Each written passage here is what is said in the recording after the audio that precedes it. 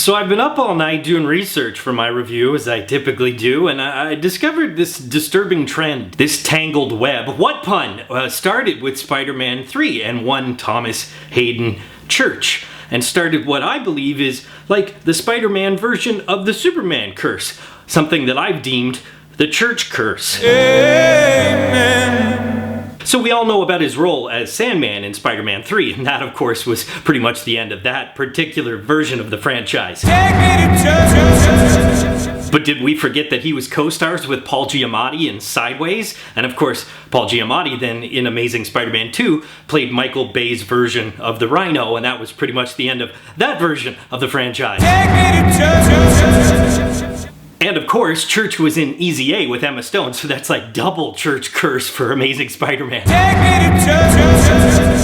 This goes way, way deeper. I mean, it goes way beyond Spider-Man. Church has cursed countless bad comic book films. Mark Strong from Green Lantern, Kieran Hines from Ghost Rider Spirit of Vengeance, Dominic West from Punisher Warzone, and both Taylor Kitsch and Lynn Collins from Wolverine, that first one, were all in the same movie with Thomas Hayden Church. And I know what some of you are saying, Thomas Hayden Church can't be some evil gypsy. I mean, clearly it's just the studios wanting to make money and not giving a crap about the movies, right?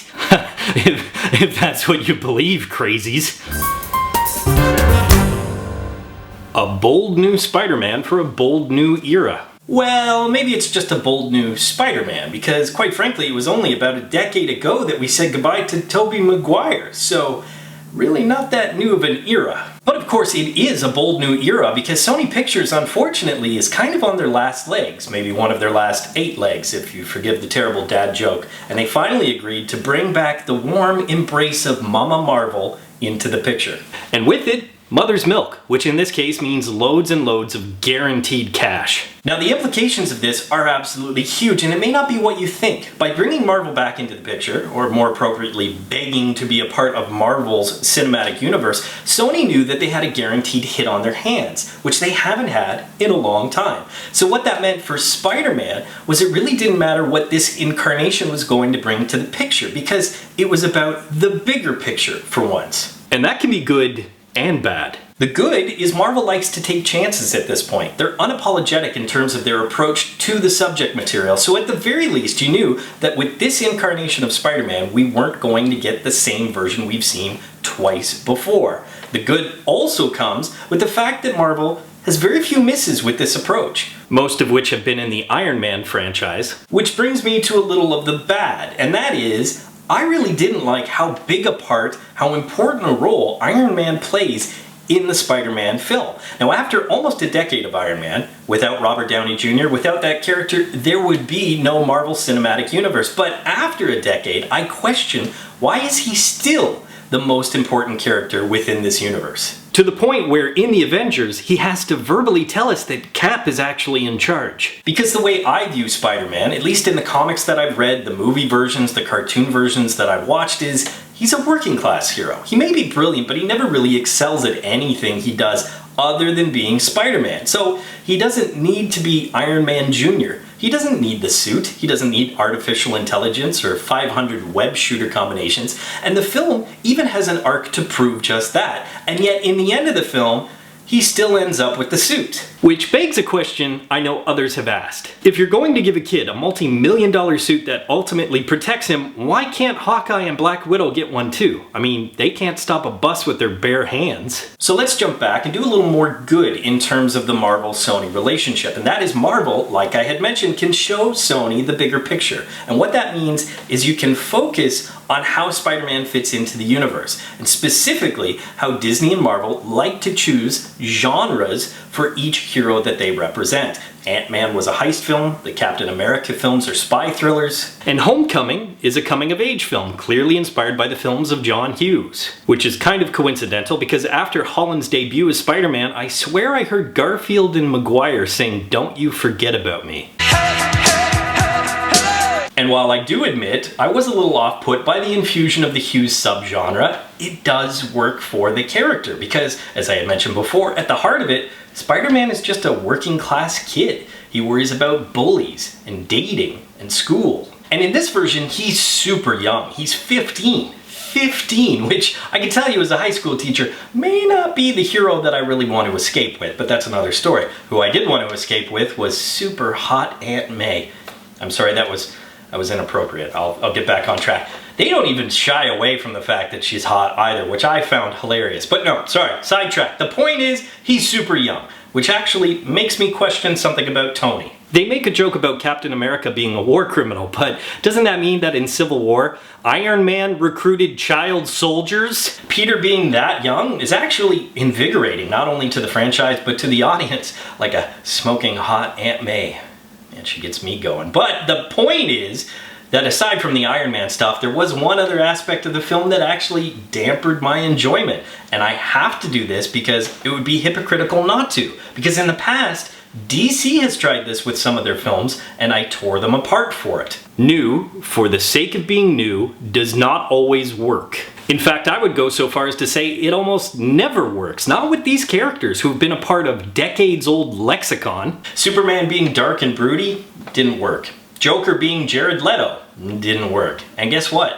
Whatever version of a classic character Zendaya played also didn't work. No spoilers here, well maybe a little one later on, but the fact is you can probably guess who she's playing. There's a little twist at the end of the movie that reveals that she's in fact one of the most iconic characters in the Spider-Man universe. Of course she is. She's on the poster. She's clearly important, even though Sony lied to us about it since she was cast. And yet when she was one of the first ones cast, we all knew she was going to play this character. And here's the spoiler.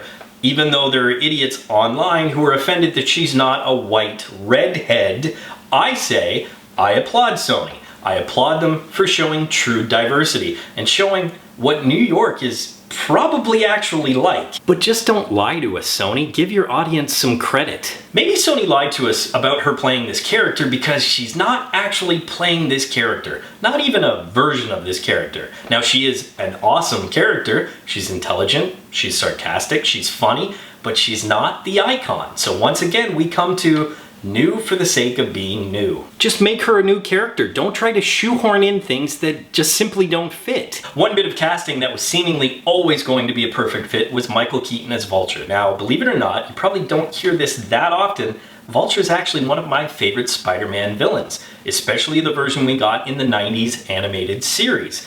And this time, new for the sake of being new? Okay, it worked. Listen, I said it almost never works. Spider-Man villains are usually antithetical versions of Peter himself. In fact, all good supervillains are. They're a different side to the same coin. And Spider-Man villains are, of course, animal-themed, but also they're brilliant minds. They're good scientists, just like Peter, but they show what happens when science goes too far, like Green Goblin or Doc Ock. This version of the Vulture is a little bit different. In fact, he's a working-class villain. Now, he may be a success because he has a large house, he can provide for his family, but that's why he's fighting.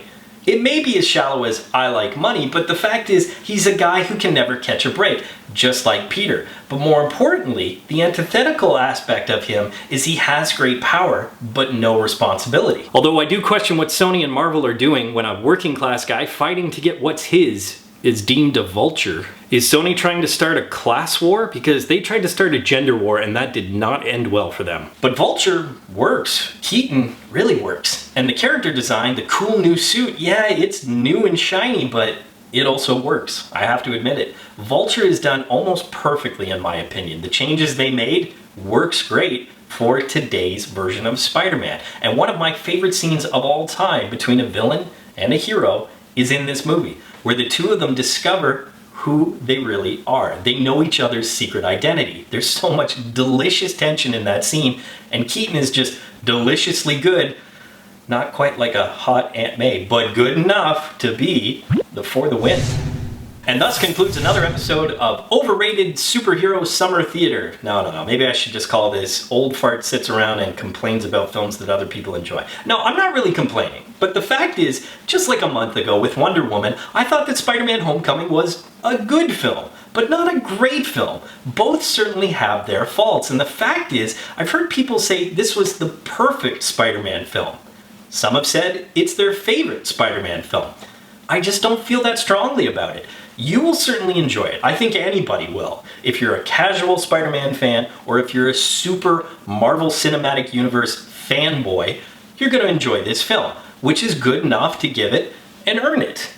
But once again, maybe I'm just not sipping the Kool-Aid, because I don't see it as this great summer blockbuster. It's another solid Marvel movie, but I don't even think I would put it in my top 5 favorite Marvel films. Poll question, who is your favorite cinematic Spider-Man villain? As always, leave your answers in the comments section below. Special thanks to everybody who entered my Spider-Man Homecoming giveaway courtesy of NerdBlock. The winner has already been notified, but if you didn't win, not to fret, just keep your eyes open for the next awesome Real School giveaway. And until then, school's out.